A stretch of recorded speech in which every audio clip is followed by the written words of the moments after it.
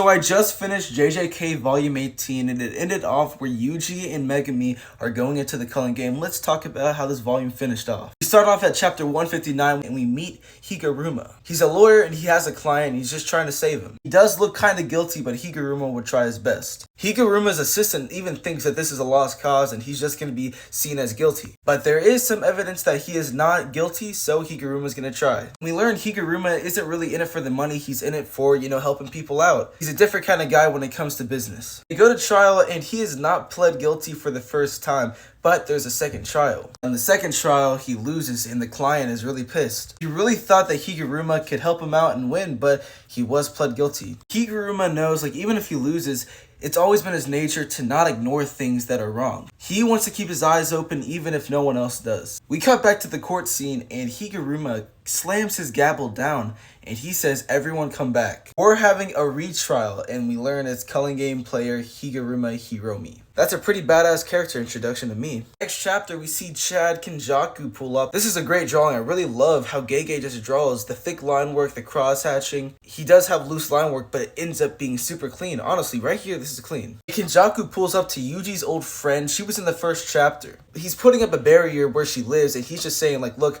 you're Itadori's friend, so I'm going to save you. Let's get out of here. And Kenjaku saves her because she was friends with Itadori, and her house was in the culling game area, so Kenjaku just got her out of there and got her to safety. I like how he saves her, and then she gets to safety, and we see Yuji's other old friend. Now they're outside the culling game. And this looks pretty cool. This is the Sendai colony. Then we cut back to Yuji and they're trying to look for Hanakurusu, but they can't find her. And Akari says that Panda and him will go to colony 2 and Yuji and Fushiguro will go to colony 1. Then they pull up to the colonies. Akari and Panda are ready and Yuji and Megami are ready as well. Then we see colony 1 and we see 2 players that are in the culling game. This girl's hair turns into a jetpack. We see Yuji and Megami talking about all the people that will be in the culling game. They're going to be people who reincarnated from 1,000 years ago. There's going to be people who lived hundreds of years ago that are just pulling up. There's going to be all types of people. They pull out their Kogane and they try and enter the culling game. Immediately they get teleported. Yuji's falling from the sky. And then he's falling and there's this dude that's waving him down. And I'm guessing this is just somebody trying to bait the new people in to get them attacked or killed. Then that hair jetpack girl rushes in and hits Yuji. They go flying through buildings. And she knows that he's tough after that hit and he stands his ground. And Yuji picks up something and he throws it at her. And it hits her and she flies through a building. Then this guy pulls up and he's like, "What'd you do to my woman?"